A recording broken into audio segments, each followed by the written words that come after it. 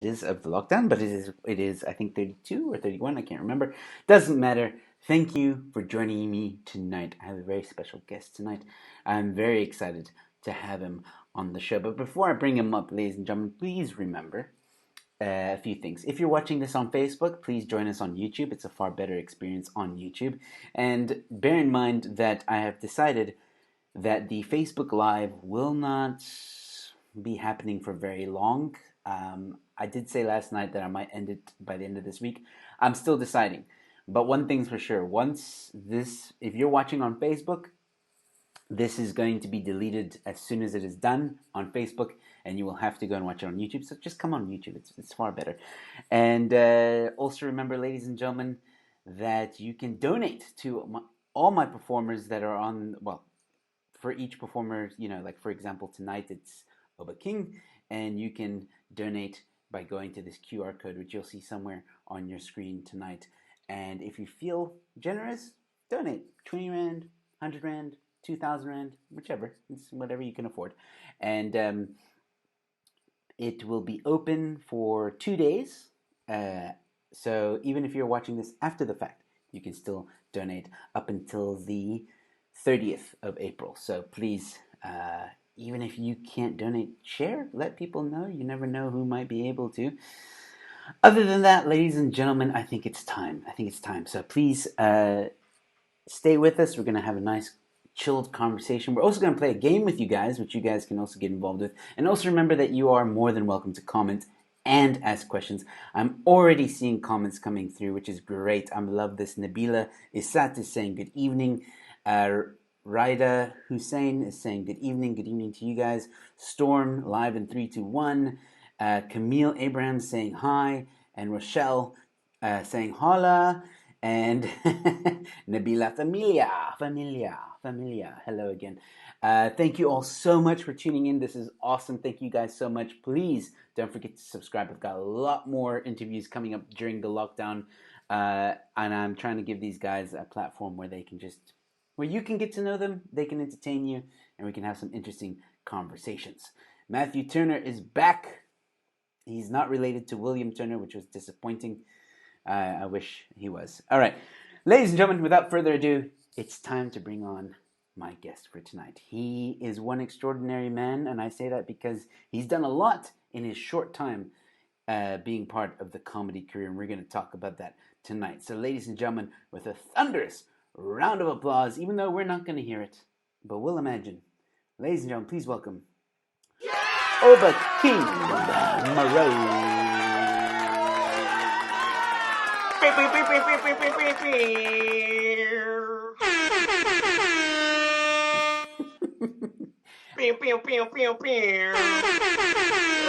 What up, Joe? I'm trying to look good for you on camera, Joe.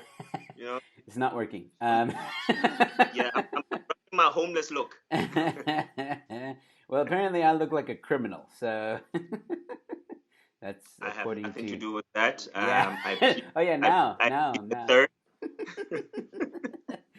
All right. So every now and again, Obakeng, I might stop you just to address the comments and what people are saying. And wow, today it's people are tuned in, people are watching, everyone's saying hello. You have Jerobin says Word? Horlale Obakeng Moroe. I don't. Orale vato. Yeah. I don't I don't know. watch too much Blood In, Blood Out. And then also you look like one of the characters, so it's just the thing. I just want to say like a quick hello to all the LOL family, like the Laughter on Lockdown. I know a hell of a lot of those guys came from Mario's show. They are here, yes. Over here. So what's up, Nabila, Rochelle, and all them people? I can't see your comments, but what's good? They're all commenting. Titi is also here. Woo! Hey, Baxi. Titi. Yeah, Titi's here. That's how you say her name. Just Titi. Hey, Titi. Titi. Okay. Titi. You know. But there's no S, so that's confusing. Well, you're American, you see. You're American. I'm trying to do the American thing here, and I'm saying hey TT, but like I'm trying to say it like I'm from Brooklyn or whatever, but I'm not. And then and then it doesn't work out, and then this happens. You see, now it's awkward. King, we're gonna have so much fun. Thank you all so much for tuning in. You guys are amazing. We really do thank you. And remember, you guys can ask King or me any question that you want, and if we have time, we will definitely address it. But I've always got a question for my guests on the show, so here it is. King, tell me, is there Mhm. anything you are craving besides the stage? How are you holding up, and what are you doing to keep sane? Anything I'm craving besides the stage? Sex. I'm craving that because that was not happening before lockdown, and now that lockdown happened, it took away all the chances that I potentially had, which was zero. Now I have like -1. Um, so I'm craving that. No, the one thing that I'm craving the most, man, to be quite honest, though, is exercising Hmm. outside of home and in my gym because that's like another ritual of mine outside of um just outside of stand up and work and life, you know what I mean? It's like my therapy. So I miss that a lot. That's yeah. And how I'm coping without with being in lockdown is making the little sketch videos that I've done. Luckily I still have my freelance work that keeps me busy. You know, some of my That's good. clients that I have that I do freelance work for call me a lot because they have work lined up, which is a blessing for me. So I do that. And then from there, I look at my kitchen and imagine me baking banana bread, but I haven't broken to that level yet. you know but yeah, man, and exercising and keeping up with my family, calling my moms, Mm. just the people that I love, you know what I mean? That's most I'm getting through this thing. Well, yeah, I think it's the same for everyone, really, doing what we can to survive. I myself haven't made banana bread because I didn't buy bananas. Um, So you just have bread. That's all you do. You just have yeah. Sasko. That's all. Blue ribbon. That's it. That's Yeah, man, I don't have time to bake. I mean, Dude, I well, I made do, banana but bread. I took a slice of banana bread and put some banana on it. That's banana bread. That's what you have. Banana on bread. Same thing. I think Eat you. the motherfucker. And it was bananas from Woolies. Okay, it was bananas from Woolies, Well, you and must I be a got very whole wheat successful vegan bread. freelancer. I think you just gave your game away. You sound like a very successful freelancer right now if you can go to Woolies. Huh? Ah man, no, that's not. I can afford my not a struggling artist, me. I'm not. No, I just even if people donate on this feed right now, it's gonna go to the Obakeng Moroe Foundation. I'm trying to do my bit for COVID-19. You know, I'm gonna give away the funds to share. I'm not a struggling artist, man. I Cool, can. man. That's Yeah, good to know and that's good to hear. What do you do for freelance, like graphic design? What are you? yeah. I'm a graphic designer. Okay, I've been cool. doing that for the past almost. Well, if I count my professional life as in getting paid a salary for it, is about 8 years, almost 10. 8 years, almost 10. My math. Anyways, about 8 years. It's about 8 years, but I studied it like 10 years ago, and and I've been doing it since. So freelance and professional combined, you're looking at about 10 plus years. Great. You know Yeah. what? I think graphic design at this stage, like where we are in the world, it's a Mm. very nice talent and skill to have Yeah. because it can be done remotely. So anybody who's thinking about doing graphic design, do it. Just do it. Holla at your boy. I'm Yeah. not cheap though. Just saying. Hey, graphic designers. Good work Let's requires talk. good money. Let's talk about that because I'm a graphic designer as well. I've been doing that also Yeah. for almost 10 years. Um, so what's I'm sure it's pretty much. I think I know the answer to this, but I'm going to ask it Mm. anyway. Pet peeve that clients. What's your pet peeve about clients? Is that hard English? What is pet peeve? Let's start there. So What is something pet that peeve? a client would say that would annoy you or make you feel like, oh my Oh, god. what's the hard ass thing that clients say? Okay, hard ass. Pet peeve equals hard ass. Okay, got it. Um, make the logo bigger. The logo bigger. Uh, make it pop. Make it pop. Um, hate that shit. Um, I like it, but can you make it like Comic Sansy? Hate Yeah. that shit. Um, I'll pay you after after you deliver. Don't worry, I'll pay you. Yeah. Oh my word, yes. Or but Joe is quoting me $500 for the same thing. That never happened, by the way, people. He's just Well, giving an no, yeah, example. that has never happened. No. You All know of what I them. mean? All of But them, yeah, dude. man. You are so right. All of them. We've heard them all. I've heard Yeah. them all. It's the most one of the most annoying things. I just want to say here, Titi, T T T Titi, T. All right, There we go. Titi, Hmm. Question for Oba: why did you decide to do freelance graphic design instead of full time? I do both. I'm a full time. I'm employed graphic designer, so I have a job 9 to 5. That's why I can go to Walezi now and shop there.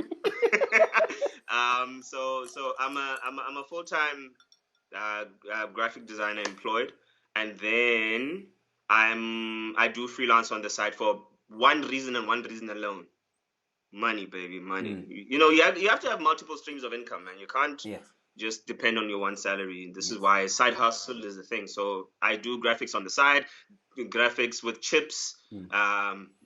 graphics with a little bit of mail, on the side. Got that? Yeah. So, so I do it all the time. Yeah. Yeah. Well, I think I may have seen some of your work. Did you design your one man show poster? Yeah, I did that. Okay, that was actually very good. I It's really kind like that poster. of I can do myself. Yeah, it's very handy. Yes, All right, sir. so let's actually talk a bit about your comedy career because you're Yes, new, sir. I think. You how long have you been doing comedy? Let's start with that. I've been doing comedy for a year and since February, March, April, a year and 2 months. Yeah, it's okay. I So started in fairly. Feb 25th of Feb last year.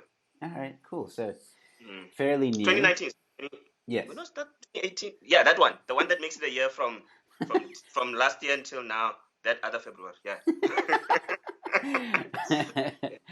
Yeah. So tell us about your first time on stage. Why did you even pursue comedy and your journey to the first time you were on stage? All right. I'm gonna start with why I pursued comedy. I've been a fan of stand-up comedy for as long as I can remember, man. Like stand-up is one of the arts that I respected right next to hip hop. You know what I mean? Like it was hip hop, and I discovered stand up through hip hop, like Def Comedy Jam and da da da da. So I've been a stand up comedy fan for so long because it helped me make sense of like perspective and the news and stuff like that. I've always loved comedians' input or uh, objective or perception, interpretation of just current affairs and just life in general, And also in my own life, I deal with humor. Like when I deal with my own shit, Hmm. that's when I use humor for all of that. So I had mad respect for comedians for that long. I've just been a fan, consumed whatever that I could find. So it was always a medium that I had a very keen interest in, but never thought I would even pursue because I just thought, comics are, especially like the big guns. They're like some of the smartest people ever in the world, Mm. and just from the way they think, you listen to a Chappelle, you listen to an Eddie Murphy, you listen to all these guys, you think I could never freaking think like that, not knowing that there's a whole process behind it. Yeah. So yeah, it's just been a thing that I've loved, and as you can see, I'm a shit talker, man. I talk shit for a living. Well, not for a living, but I just talk shit in general. Yeah. I was always like that funny person amongst my family and friends and stuff like that. But my thing, I never thought I would pursue comedy until what? Yeah, until last year where I just started diving more and more into it. Netflix happened and all this, and I dared myself. Like, you know what? At some point, I love this thing so much. I just want to try it. You know what I mean? I want to give it a shot, see if I can be funny on stage. Because I've done like MC work before and stuff, like bits and pieces here and there through music and whatever. And there's a difference between just being funny on stage and actually doing an act. So I did it. But how I got to do it though is through Nelson de Govea. Oh, Nelson. Okay. Yeah, Nelson de Govea is the guy that actually got me my first 5 minutes on stage. because I had known Nelson for some time, and we met at a boxing gym, my boxing gym that I used to train at before the one that I'm training at now. And we just hit it off. I mean, we were good friends and everything. I haven't spoken to him in a while though, but I know he's doing well. I actually saw. Anyway, yeah. So we were talking, blah blah blah blah blah. And then like about a few months down the line, we only had that conversation of what do you do for a living type of stuff. That's we only had that conversation after we had known each other for some time, and he was like, "Yo, I'm a stand-up comedian." I'm like, "Oh, word." And that for me was like a revelation on some. You've been trying to do stand up comedy. I didn't know where to go. Here's this guy that you've been knowing for God knows how long, and he's a stand up comedian, so it must be a sign. So I asked him. He was like, "Okay, cool. You've made me laugh in the club here. I'll see what I can do." Called up Chantel Jax. I did my first 5 minutes at Nomad Comedy at Nomad Bistro, and never looked back since. Wow. And That's that was a yeah. mouthful there. Nelson's responsible for quite a few guys getting on the Yeah, stage. man. I think he's also Phil DeLonga. He encouraged Phil to go on stage as well. I remember that. Mm. But yeah, Nelson's a cool guy, man. He's been a Yeah, great a friend super of mine. dude. Very smart as well. I love his Super show smart. also that he started. Yeah. Yeah, man. I punched him a So few times in the face though. Punched him a few did times in you? the face. You can attest to that. I punched him in the face, and then Wait, I got knocked out in the fight in the round. So. were you the guy that he went up against to spar? He was doing a No, match. no, no, no, no, Oh, no, no. okay. That was a different night. I fought on that night. I lost horribly. Oh, really? Um, yeah, it was my second fight. I had my first fight what was it, 2, 3 years ago, whatever it was, Hmm. when I started boxing, and then that went okay. I didn't like it was a draw, the fight that I had. And then the second fight that I had, which I lost horribly, was the night that he fought. Mm, okay. Yeah. Well, I want to address some of the comments. Man, these things are flying in. I'm not even kidding. All right. So we have the man himself, Mario Campbell, has joined us on Facebook. Mario, come on YouTube, man. Everybody's on Yo. YouTube. Come on YouTube. Hello, Mario. Thank you for tuning in. There was a question someone also wanted to ask. Okay, there I found it, Mr. Fasan. While you were chatting, or Mm, while you were talking about your road to comedy, he asked this yeah. question: what has been your worst set, and how did you overcome that experience? Woo, my worst set was whew, I don't want to call it my worst set, but it was. It was a learning curve. I had a bunch of horrible jokes that I did at I can't distinguish if it was Nomad Bistro or if it was Mash Time.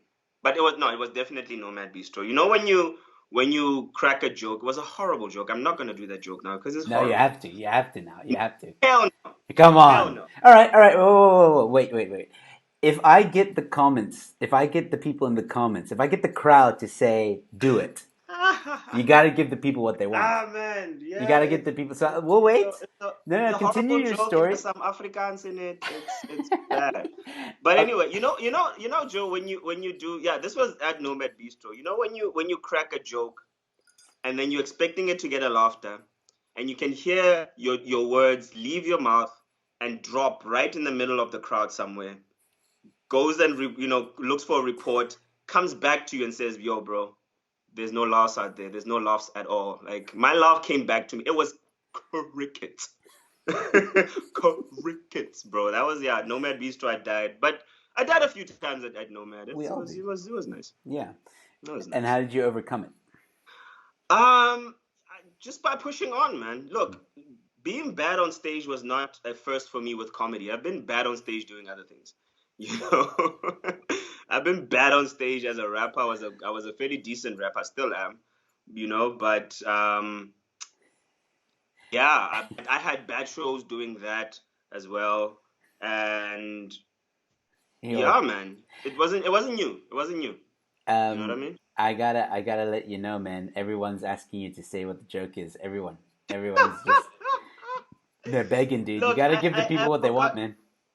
Look, I forgot how the premise of the joke. I really forgot how it because I scrapped it a long time ago. But it was a story on how the phrase "poesklap" came about, Okay. right? I was like, because I'm from Bloemfontein, right? Mm. So for me, obviously, poes is a vagina, and then clap is a fucking slap in the face. So my thing was, how bad was the sex that you had to get slapped in the face with a vagina? You know? Yeah, and then what else? And I did like a whole thing where how the Boost Club came about, where this Afrikaans guy was trying to fuck his girl, but then instead of going in her vagina, he was going in her ass, and she kept going, that doesn't my pussy, which Oh is my which word. means it's not my vagina. And she got so angry that she turned around and um, she said something like, "Voy a di pussy, huh? Voy a di pussy," and she slapped him with a vagina in his face, and that's how Puss Club came about. It's horrible. It's bad. It's really terrible. And I had these antics that I was doing on stage with me like impersonating fucking and stuff, doing it in a very weird Afrikaans accent. People were looking at me like they want to vomit. Chantel Jacks, when I got off stage, the first thing she says to me, she's like, she had a cigarette in her hand, right, and wine or whatever. She's like, Obi, Chantel. She looks at you dead in the face, short self. Obi, Obakeng man, don't ever do that puss joke again, bro. Ah, it was rough. It was rough. You do a very She good was like, that Chantel puss joke, impersonation. bro. That puss joke, bro. I was like, okay, Um, never doing the puss joke again. I'm actually gonna have Chantel Fenter on the show next week, I think. But I'll Oh, announce word. that later. But yeah, She's you did amazing, man. a Chantel is responsible for many stages I've been on. She's been yes. really, really instrumental in my comedy career thus far. I owe a lot to that girl. She's done a Yes. lot for me in this space. Do you know who's responsible for her? Her parents? No. Yes, you're right. But I mean for her getting on stage. No, I don't. I don't. Me. Word. Yeah, she the Bro, first you time released the beast, bro. I know the first time she ever did comedy. I was managing a bar in Durbanville, and I started doing comedy shows there, and then I did a competition. The comedy cartel one that I did last year. I used to Mm. call it "That's Funny Showdown."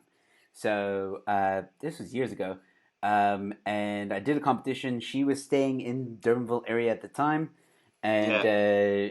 I didn't know her. I met her there for the first time. She entered the competition, and literally the first time she was ever on stage was at that competition, and she Oh, hasn't stopped nice. since. She did it twice. So I did the competition twice.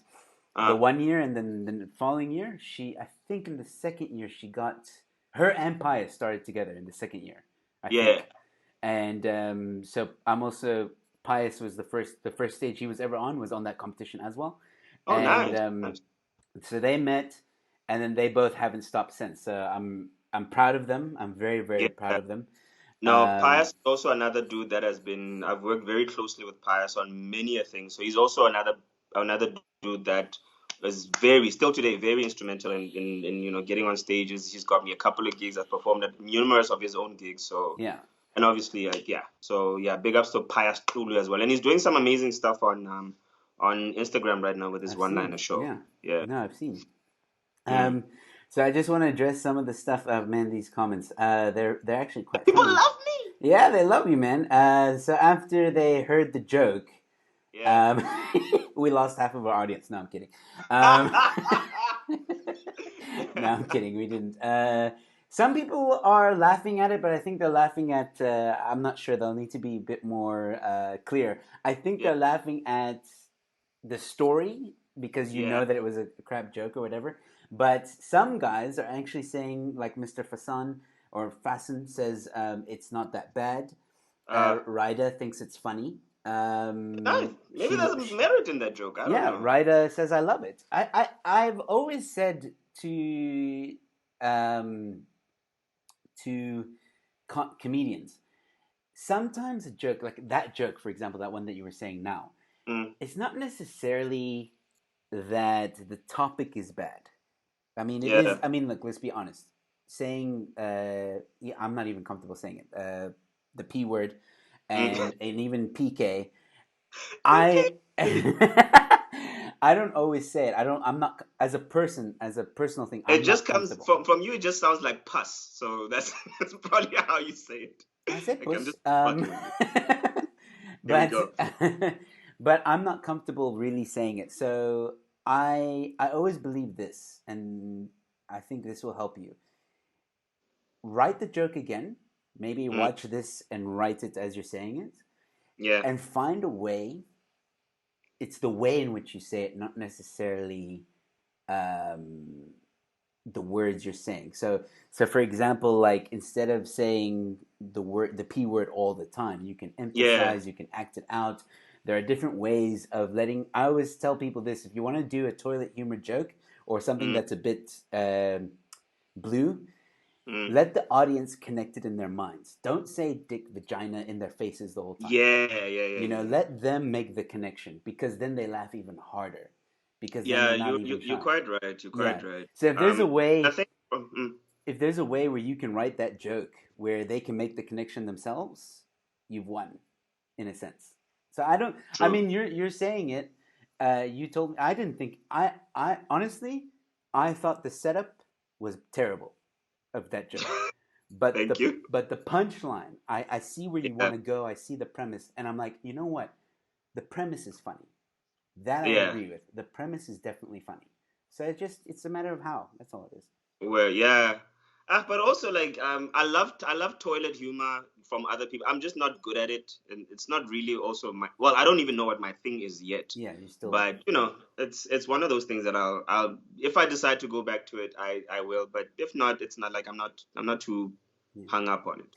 Look, here's another piece of advice for you. Never throw away a joke. And I know that sounds crazy, but I cannot tell you how I've been struggling with a joke for years to finish it, to find a punchline.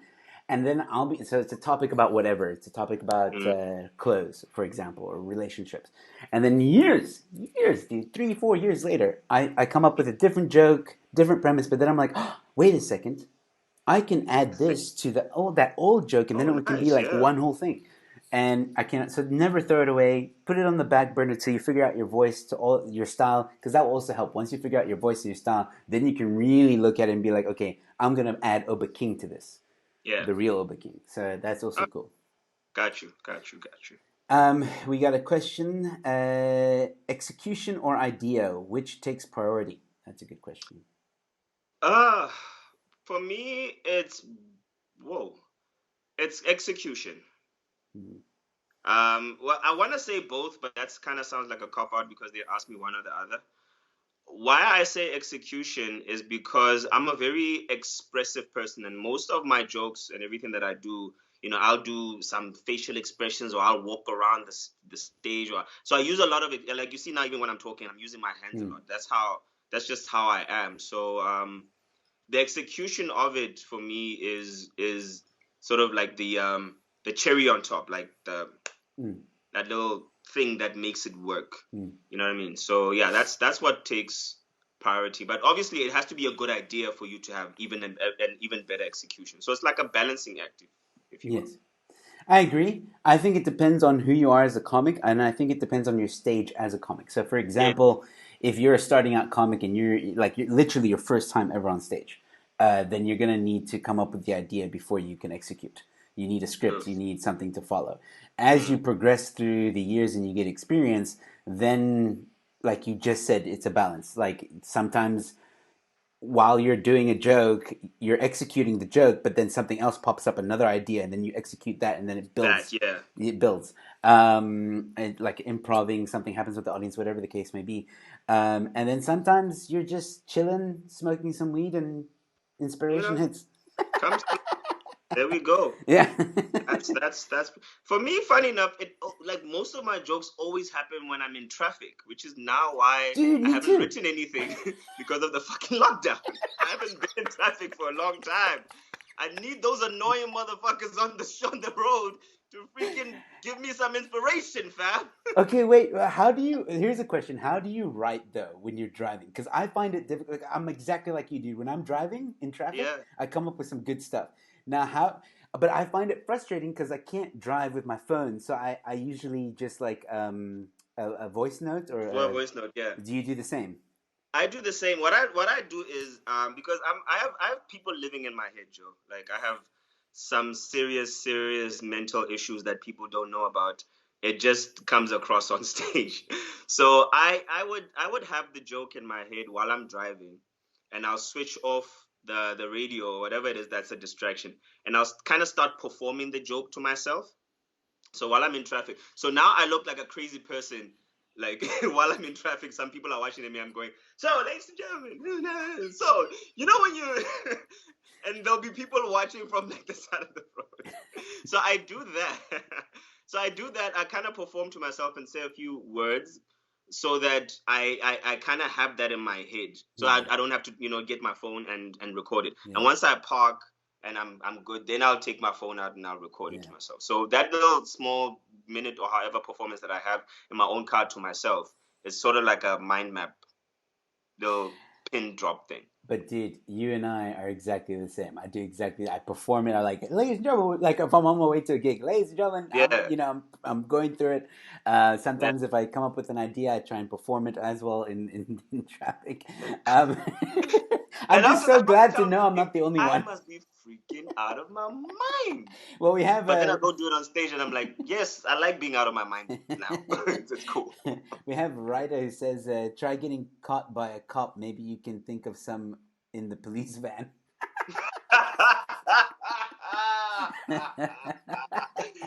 Hey, little did they know, but I'm gonna keep that juice. I'm gonna keep that juice.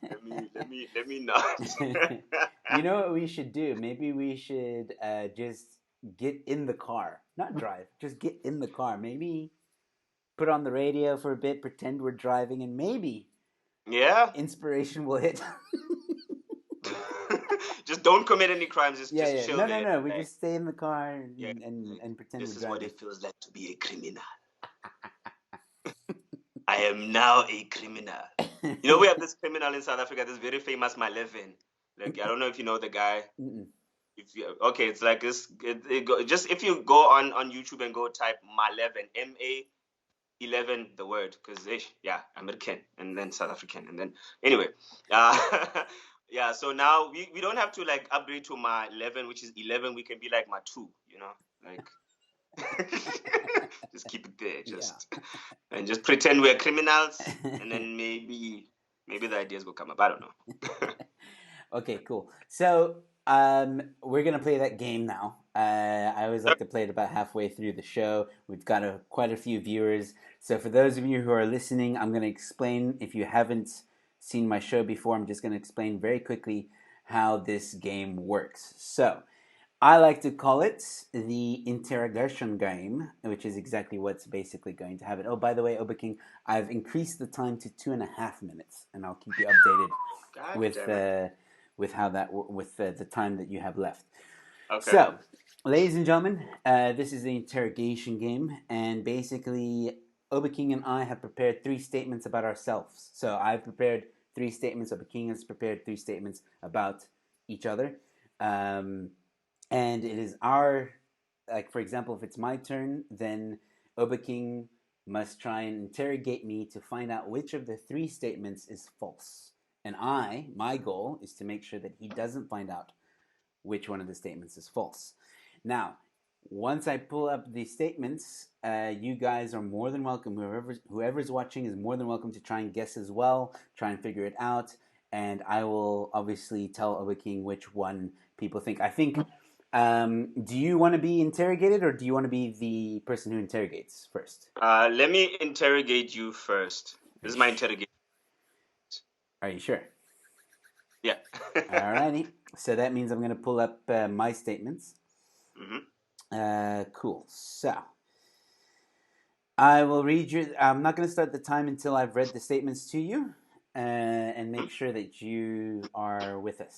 So, Right. my first statement is: I left my ex-fiance for my current wife 1 month before I was going to get married to said fiance. Okay. So now my second statement is: I once used a camel to go to the shops. Third statement.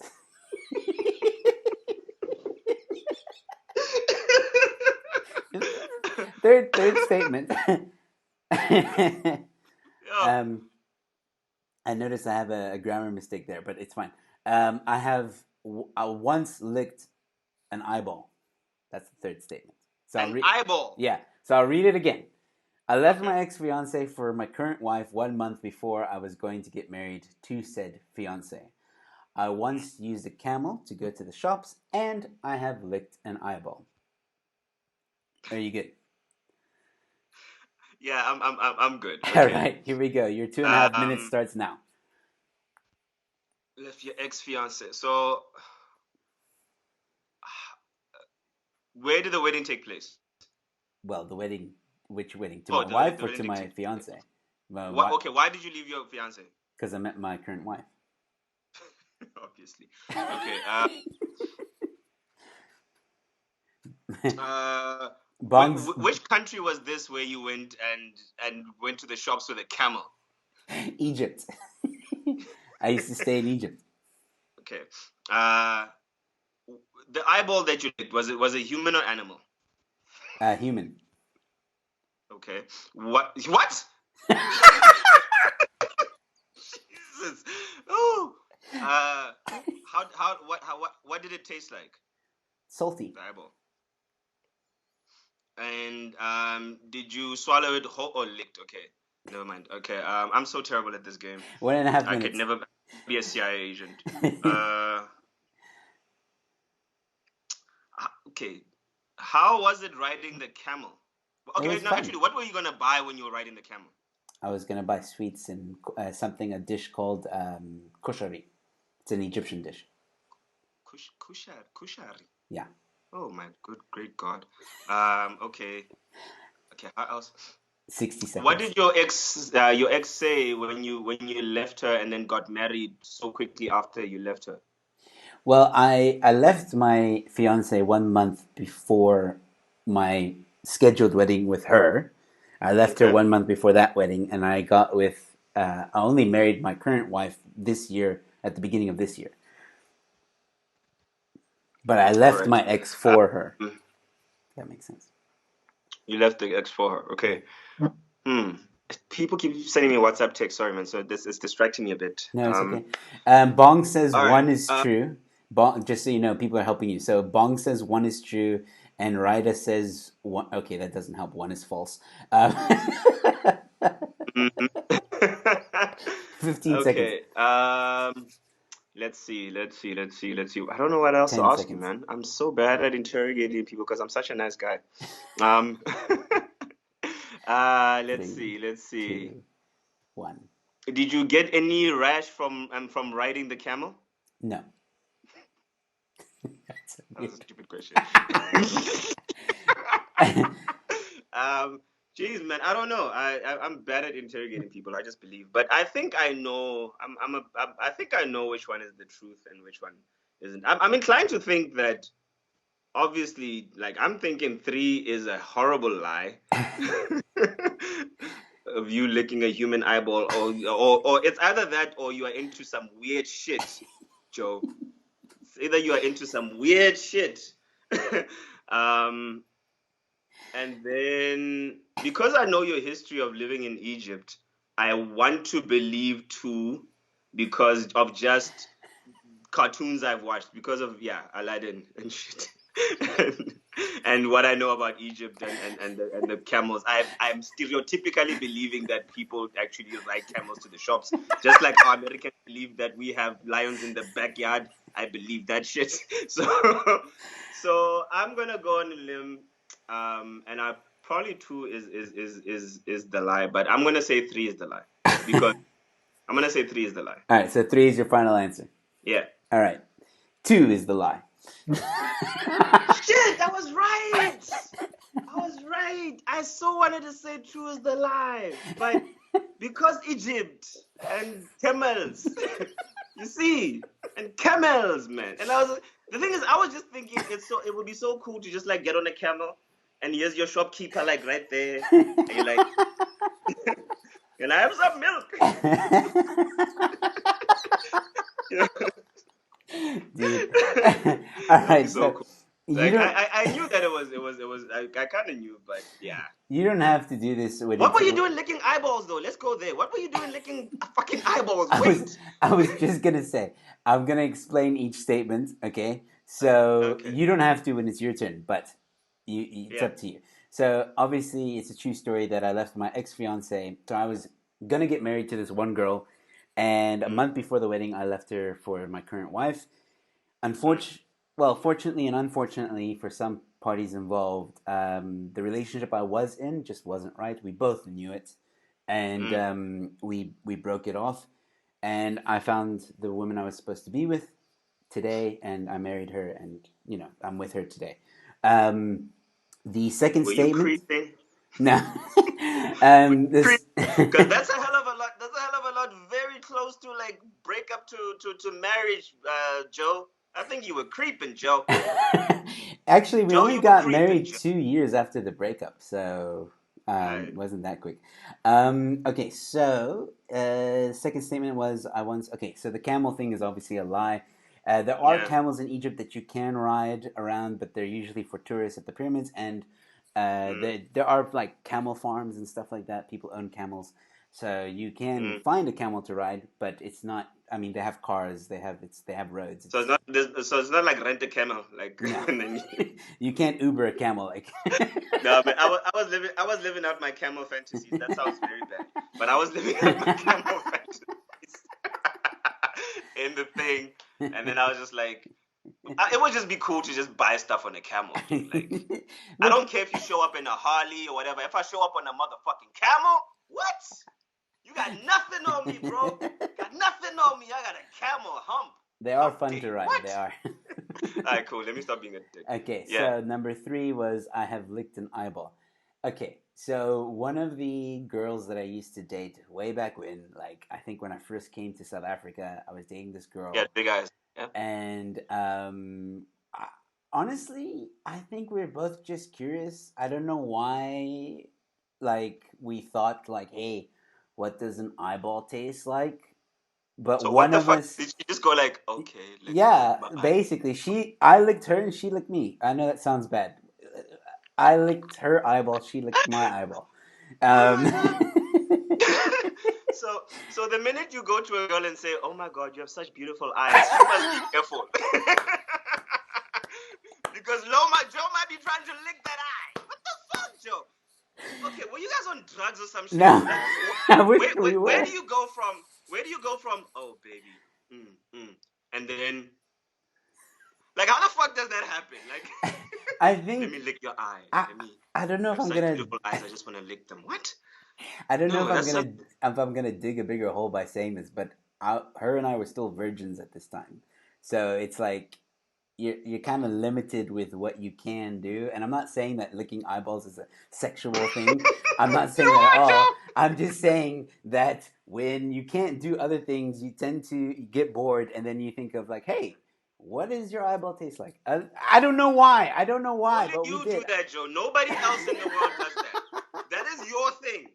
That is your thing. Don't blame it on your virginity. Don't blame it on none of that. That is your thing and the weird person that you were with. And y'all decided to lick each other's freaking eyeballs. I don't know what it is that you were tripping on. The rest of the world is not on that shit. That is you, Joe. That is you. You were tripping on whatever the fuck it is you were on and you started licking eyeballs. That is very close to freaking. It's a crime, dude. Like, that's. No, that shit, that's like cannibalism. I don't know. Are you like related to freaking Hannibal Lecter or some shit? Like, no, bro. Like, I actually have. no. Okay, you say that, but people are asking questions. Like Rida wants to know how did it feel getting your eyeball licked.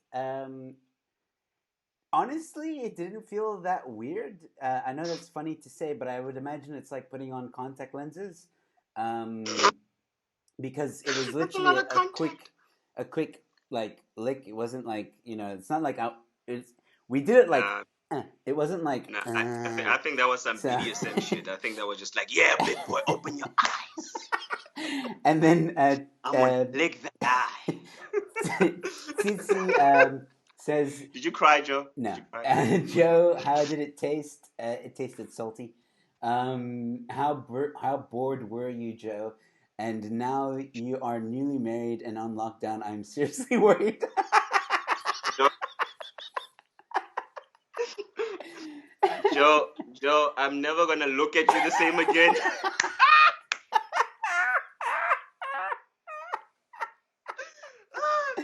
And nice one. That actually, you know what? Storm has another pun for you.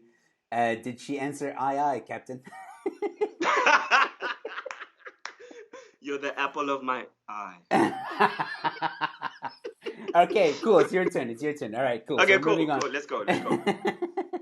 All right. I knew when I was writing that down, I knew I was gonna get it. Yeah. But it's okay. It's all for fun. And you know what? I don't care. I was young and stupid. All right, On Obakeng. drugs. You are on drugs. Here are your statements, my friend. Yes, sir. I have been arrested 3 times. That's okay. I've been on tour with HHP as a rapper. I don't know who HHP is, but we'll get into that. You've been living in South Africa for how long? Double Wait, HP, Java. We'll get into it. We'll get into it. I used to work in a bank. That's your third statement. All right, cool. So my 2.5 minutes begins. Oh, and remember, guys, you guys can also comment with a number and let me know which one you think is the lie. Yeah. Here we go. All right. Okay. What were you arrested for? All 3 times. What were you arrested for? DUI. All of them. Yes. Okay, you have a drinking problem.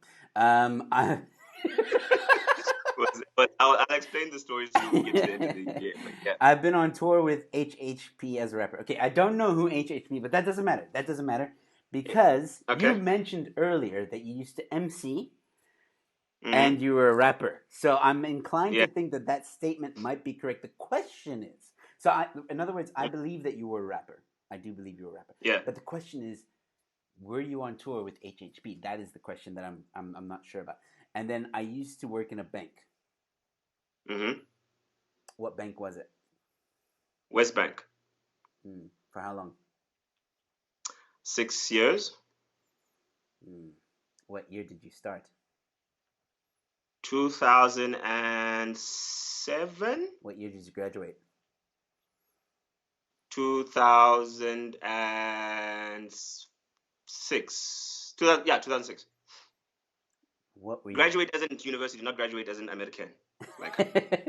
Okay, but what were you? Okay, so I've got just over a minute. What were you? Were you a graphic designer in the bank? No. What were you doing? Deal making. It's vehicle finance where you get to assess new applications for vehicle finance on a scoring system, and then you communicate with the dealers with who is approved and who isn't. Okay, how long were you in jail for when you were arrested? All three times, a couple of hours, man. I don't know, 6, 7 hours each. So I'm I got my numbers, bro. That's not something to brag about. I'm a 17. 20 seconds left. Where did you go on tour? Like Johannesburg, Mafikeng, and Bloemfontein. Guys, I need help. I don't know. I really don't know. I mean, he looks dodge enough to be arrested 3 times. All right, my time's up. I'm going to quickly look at who commented. So Mario, who needs to come and join us on YouTube, because he's still on Facebook. He thinks number 1 is the lie, which is I've been arrested 3 times. Titi thinks that number 3 is the lie, which is that you worked at a bank. Okay. Ryder also thinks number 3 is a lie, and John Pinar, hello John, thank you for joining, thinks that number 1 is the lie. Okay, so people seem to think that 2 is true. That's what I'm getting here. Now it's between 1 and 3, and I've got to make a guess over time now. I'm going with a gut feeling number 3. I think number 3 is the lie. Number 3, that I used to work in a bank, is a lie. Yeah. Is that your final answer, Joe? Yes. Is that Joe? Are we ready to lock it in, Joe? Yes, you can lock it in. We can lock it in. It's locked in, Joe. Joe, you would be incorrect. No.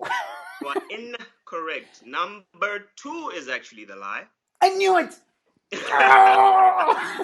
I I have performed on the same stages at the same shows and on all the locations I've mentioned with Double HP, but I was not on tour with him. I just happened to be at the shows at the time. So I was in. He came to Bloemfontein. I performed at the same show with him. I was in Johannesburg at some point. I got to perform at Proverbs something birthday at the time. Double HP was there, and I got to perform on that stage as well. And then a few years ago, I was in Mahikeng for this party they call the 60s. And there was a stage there that Double HP was running, was the Axe stage at the time. He was sponsored by Axe. And then I was performing on that stage as well. So I have performed with him, and I knew him actually, but I was not on tour with him. So that's the lie. Ah, man, we both lost this one. Yeah. But okay, so you were arrested for DUI. Yeah, I was arrested for DUI.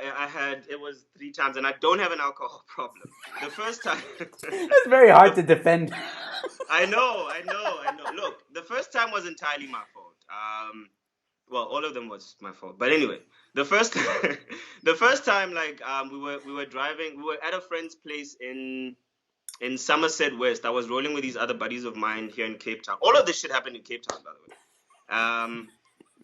I was I was we were there. We were just planning to just go to this guy's house, chill there for the night and sleep in Somerset West because we knew we were gonna get completely fucked up, right? So now this other friend of mine, he brought his friend, whom till today I still think he's a motherfucking dick. If he's watching this show, I'm gonna mention you by name, but there's a lot of dudes out there. But if you're watching the show, you are still a fucking dick. Anyway, he got on my nerves, man. He got on my nerves that day. And I was drunk as fuck, and I just decided, fuck it, I'm not gonna spend another moment in this house with this dude because somebody's gonna die. You know what I'm saying? We got into it like verbally, and then I left before the fight got physical. And I got into my car and I fucked off, and I took my friends with me. And then I was speeding. The cops got suspicious, obviously, driving while black and speeding while black and drunk while black and basically just being irresponsible. And then that's how that cookie crumbled. The second time it was so fucking unfortunate, man. There was just like one of those days where I was in OBS and they were just tailing everyone. You know when you have police just like parked in like these secretive areas, Yes. you know how OBS is, right? So I literally came out from Ganesh. It was just bad luck. I had a drink with my friends. I literally had like 2 beers that day. And then we got out. They just decided to stop me and tested my breath. And you know almost these things, you 2 beers is already over the limit. Yeah. Third time, I just had bad luck, homies. Third time, same type of thing. I was at yours truly, just chilling, I had 2 glasses of wine. And my friend who lived in Rondebosch at the time, asked me to go drop her off. Because I think she couldn't connect to an Uber or whatever. So I was like, okay, cool. It's on the way home, sort of. So I'll just go drop you off at home. I went to drop her off at home. We stopped at a garage, and she decided to walk from the garage to her house. And then the police just decided I looked suspicious. And then literally, I was at the garage. I filled up petrol. I was driving. I left the petrol station, was going home, and they whoop whoop. That's the sound of the police. Oh shit. So it was just bad luck. It was nothing hectic. It was literally just bad luck. Shit, man. Sorry And to you hear. go in your holding cell and you see like number 27 written and Copa Vasiso or whatever. The Americans or whatever. You know, like when you get arrested, bro. The only song that was in my head at the time, and true story, this is like the second time I got arrested. My friends were waiting for me, the ones that I was with in the car. They were waiting for me at the police station because they had to take me away to go get me tested and then bring me back and stuff, right? So when I met them at the at the door of the police station, I was already like fucking, I didn't give a shit about this thing anyway. So I had my hands were in cuffs and I looked at them and I was like, I got locked up, they won't let me out. And they just burst out laughing, man. So you see how I've used humor to actually, because there was a fucked up situation. Did But you? yeah, man, first love was just madness, and the other two was just bad luck. That's all. Have you ever brought these stories to stage? Because there's a lot of people laughing and say that. I mean, even where was that? Yeah, Mario saying this Yeah. is gold. This is gold stuff, and he's giving a lot of laughter emojis. No, Um, I haven't brought these stories on stage. I've been meaning to. I've written them down, but I just haven't found a way. Because the thing is, there's such big stories in my life that mm, I want to write a proper thing, a story and a premise for them, so that exaggerate a few things. You know how it goes, yeah. and then just put it there. So yeah, I've written them down. I've just never performed. I've just never performed them. Well, I'm looking forward to hearing about them. Mario says, "Gee whiz, Obakeng, I'm going to organize you an AA meeting."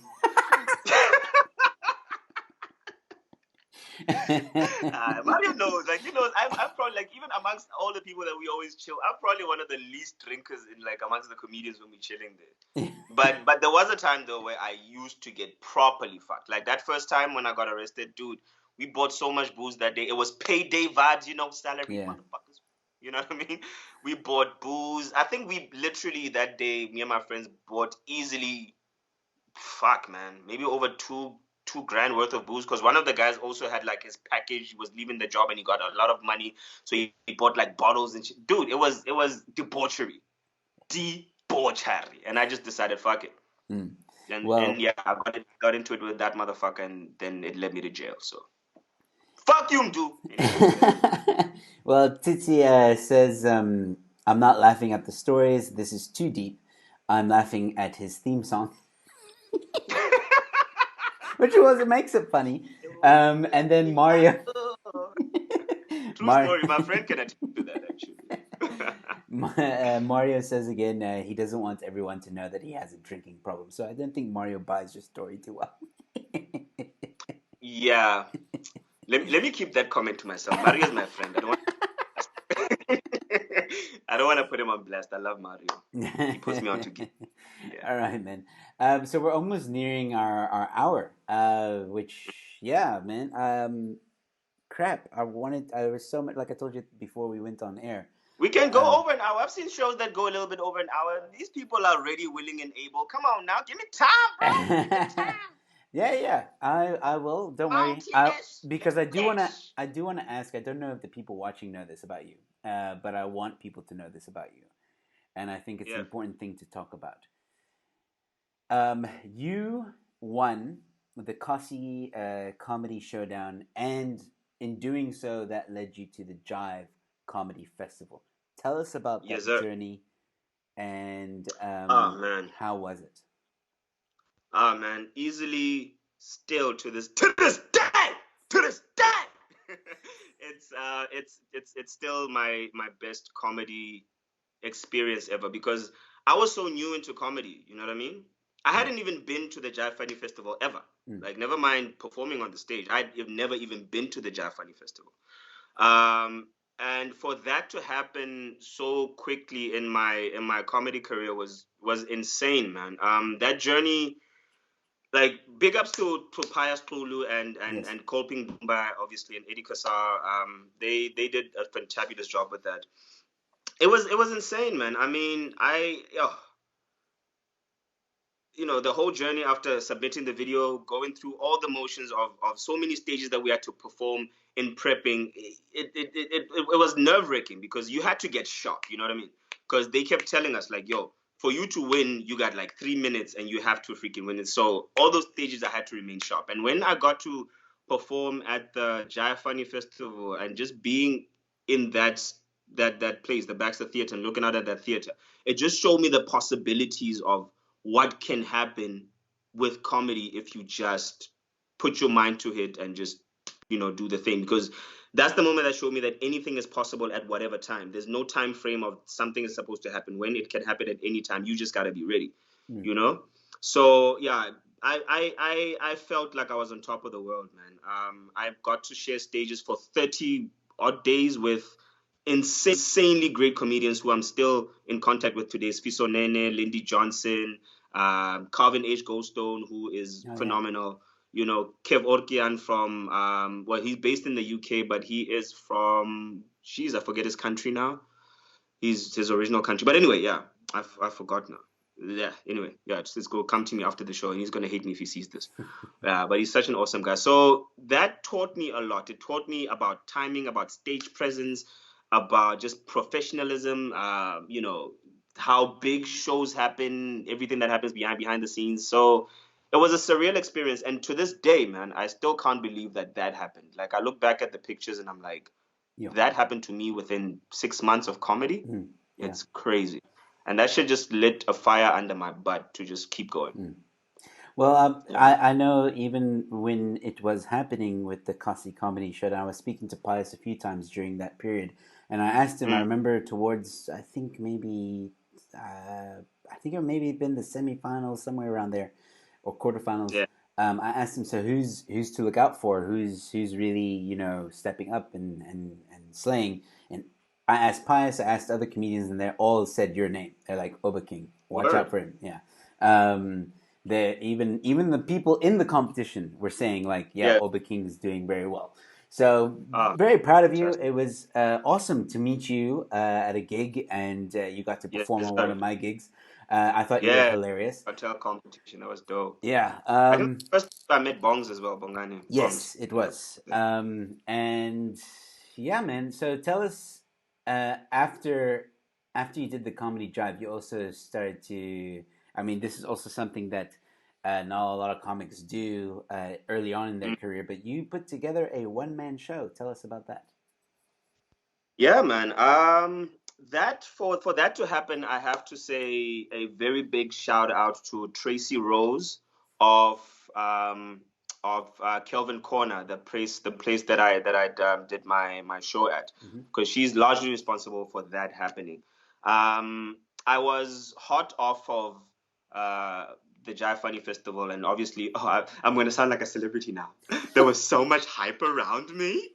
God, like seriously.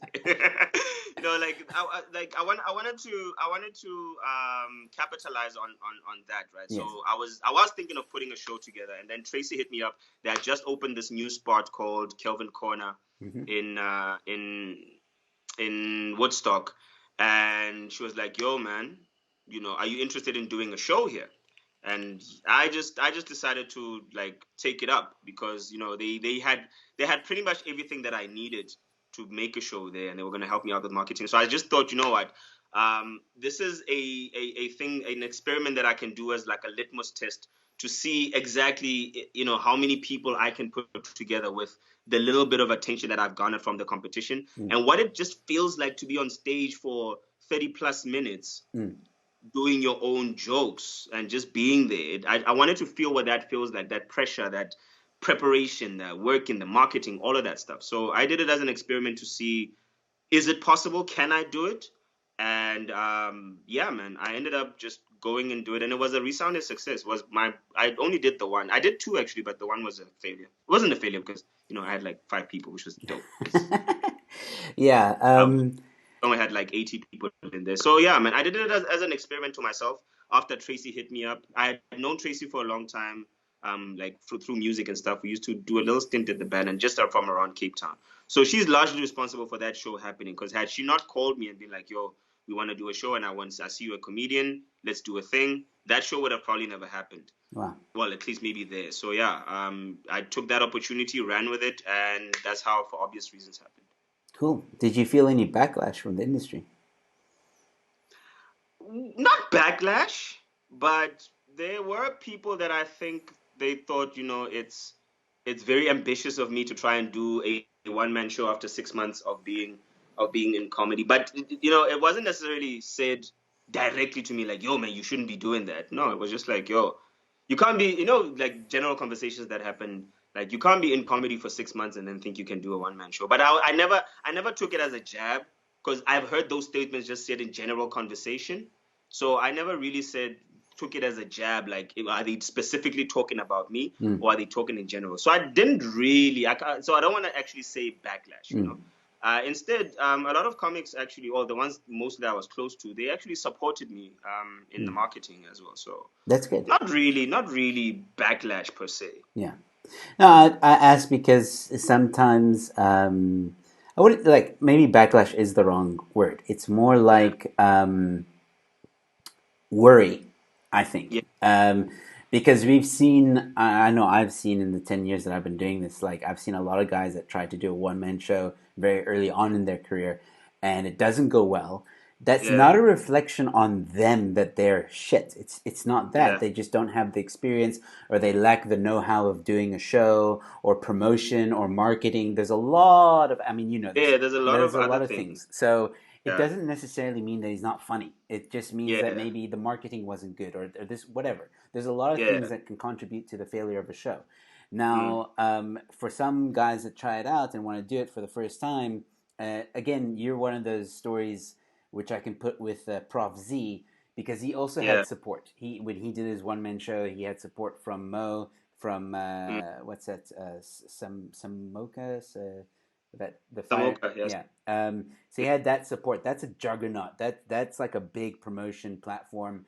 Yeah. So he had support there. You had support, which is great. Nothing wrong with that. Mm, But again, like sometimes we see people or comedians that try out too early, mm, and it doesn't work out. So I think from the industry point of view, at least I know. I'll be honest. I was worried. I was like, yeah, okay, I get that he's. This is my impression before we met. yeah. I get that he won. I get that he was in Comedy Jive.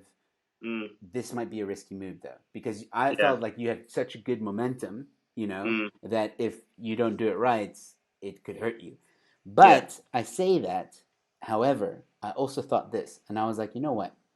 This is actually very interesting because if it's a good show, awesome. Kudos to you. You did a good Yeah. thing. You took a risk. It paid off. Nothing wrong with that. I respect you Right. even more for it. If you did it and it failed and you still continued and you learned from it and you came Yeah. back from it, even bigger ups because a lot of guys that do it, they Yeah. fail, they do it early and they fail, they don't actually come back. Come back. Yeah. No, I wasn't gonna stop for shit, Yeah. man. I've had a lot of failures in my life, and I know like there's always that gut feeling when something is good. So I knew, and I just like it was literally that I didn't really care about the show being a success or not. Mm. I just wanted to do it and see, one, can I pull people together to Yes. come for a show, and you know what it feels like to have your own show. I was looking forward to fucking up if the thing was for it to fuck up. And also again, I kind of have experience on organizing shows. Never, not comedy as such, but just back in the day back home when I was still very much involved in hip hop. We had this event called the Dojo. Mm. Me and this friend of mine, we used to call like artists from all across, hip hop artists from South Africa and whatnot. So we had a lot of people that came to perform Nice. at our shows. Momoli, me, Zabs, so many people that came. So I had experience of how to market a show, even with very limited resources, Mm. because what we had back then was literally just Facebook and word of mouth Mm. and radio here and there, like Mm. community radio. Yeah. But we did that shit for like 2 years, and every like once a month, every Sunday, and it was always packed. So I know the mechanics of running, of at least promoting a show. Yeah. So I kind of leaned into those experiences that I had to make that happen, and I managed to put 80 people in a like 80, 90 people in a room, man. That That's was all you need. phenomenal. Yeah. So yeah. No, congratulations again. As a comedian, I'm very proud of you, and as a friend, I'm very proud of you. I'm glad. There's a, I'm glad to hear that it went well. Again, I think it's a worry thing more than anything else. And also another good point for those of you who are thinking of doing a one man show. Um, as comedians, we don't have a problem necessarily if you want to do a one man show early. Just make sure you do it right. So, for yeah, example, with yeah, Obakeng, you had a nice poster, you had a decent price, you knew how to run a show, you had experience with that. Some of the guys don't have that experience, or they make a shitty poster, or they mm, undercharge, and it just devalues the industry. And I think that's also something that comedians we are yeah, very passionate about our industry. You know this as a comedian. We yeah, get and very it's very it's passionate. it's warranted.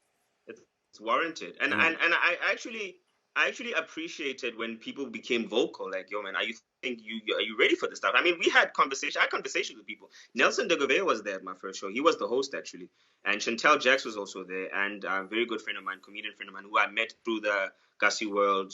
Well, I became close to him through the Gussie World comedy showdown thing. Gwanda Daughter, he was also there as my opening act.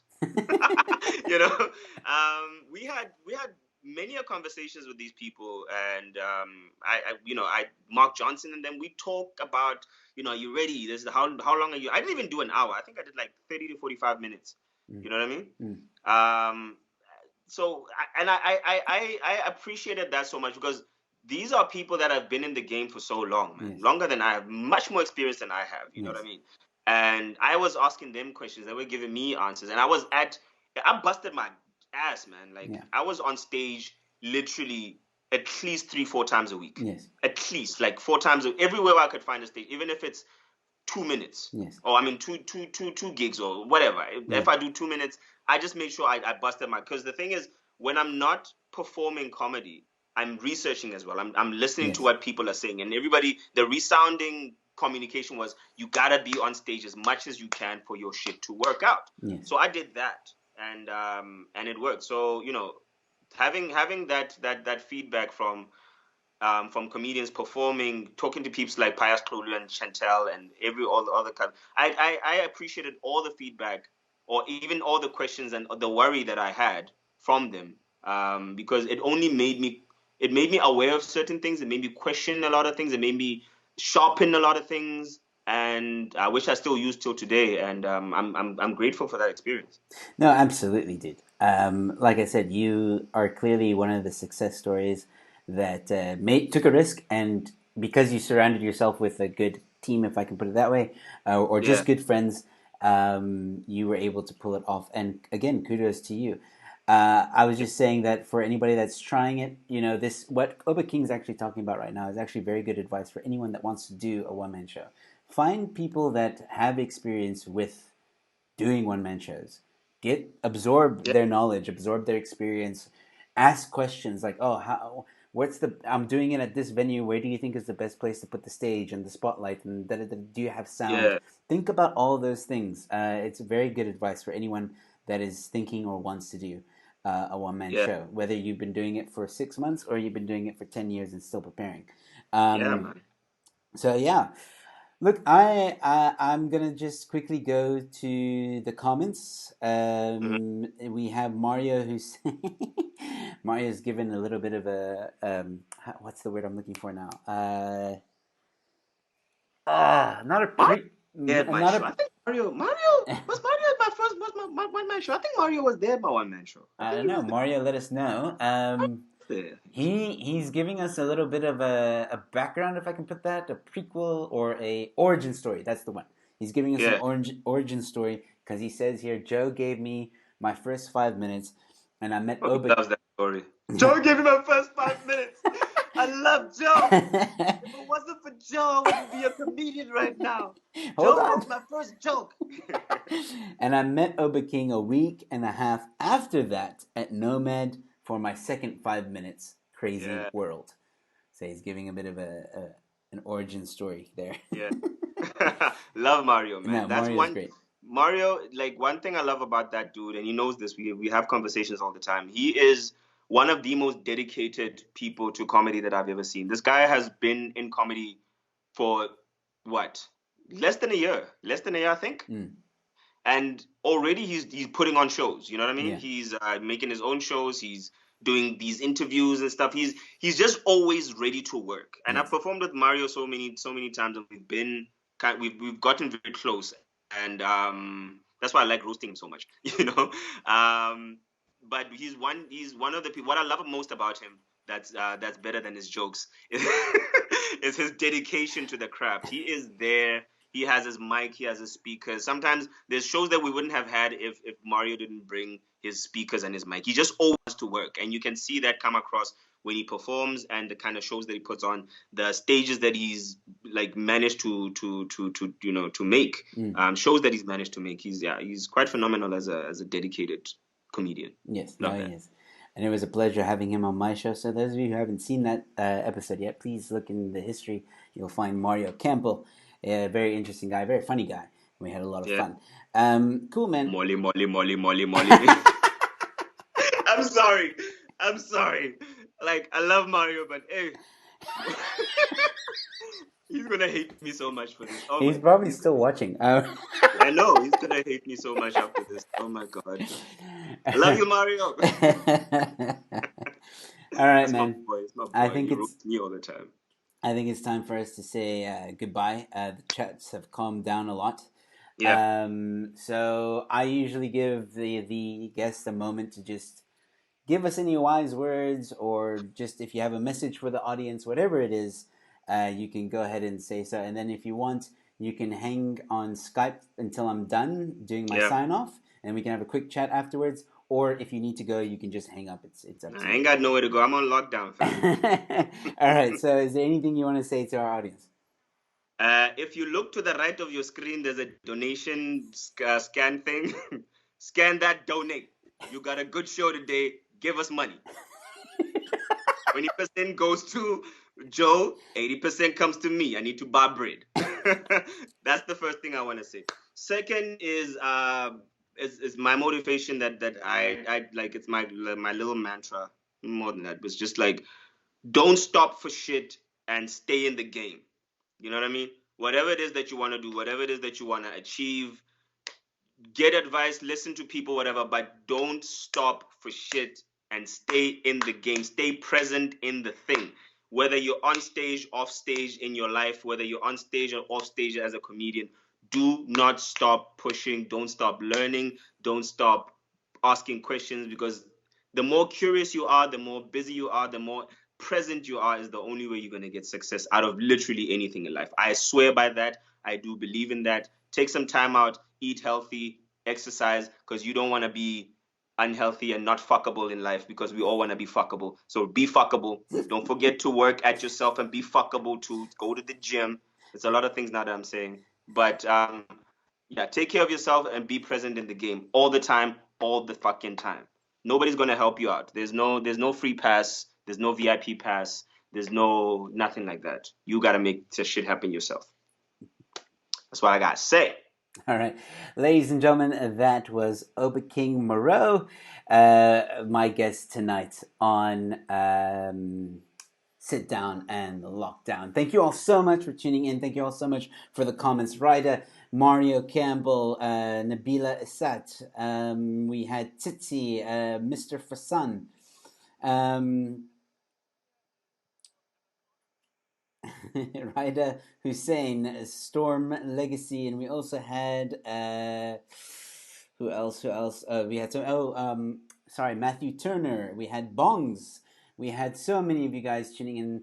I think I said Storm already, but just in case I didn't, Storm, thank you again for tuning in. Thank you all so much for tuning in. It really means a lot. If you haven't yet, please subscribe. I've got a lot more comedians coming up. Mel Jones is on the show on Friday. We're doing a roast with Mario Campbell and Yassine Baker on Saturday, and I'm going to be your roast master.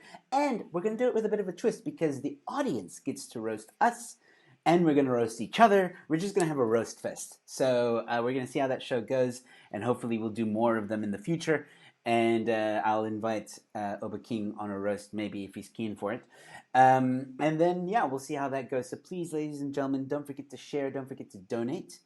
The In this little icon right here, this little QR code right there, just donate in here. The box or donation box will stay open for the next 2 days. So after the 30th of April, after 30th of April on 11:30 in the evening, you won't be able to donate. But until then, you can. So please, if you enjoyed the show, just donate anything. If we have 1,000 people, donate 20 rand. Not bad. So yeah. But anyway, I've been chatting enough, ladies and gentlemen. Thank you guys so much for tuning in. It really means a lot to all of us. You guys have been fantastic, and I hope you guys will tune in tomorrow night, where I talk with Vanner Weber. It's a different show than tonight, where we talk about interesting topics. The topic we are talking about tomorrow night, we do this at least once a week. And we call it Let's Talk, and we talk about, well, tomorrow we're talking about how the adult industry impacted technology. So Venu's going to be the one to really explain that one, and I'm intrigued by it. Not for the reasons you're thinking. Get your head out of the gutter. Not for those reasons. It's he says it's very fascinating how that impacted tech. So we'll hear him out. And then, of course, like I said, Mel Jones on Friday, and so on and so forth. So everyone's commenting and saying bye. Thank you guys again. John, I'm sorry I missed you. But yes, John, thank you so much for tuning in. And Mario says that Obakeng lives to roast me. Okay, well, maybe I'll have the two of you on at some point. Uh, love you too, brother. All right, cool. Thanks again. Don't forget to subscribe. Please like this video and tell your friends. Thank you all so much, and I'll see you at the next one. Good night and stay safe.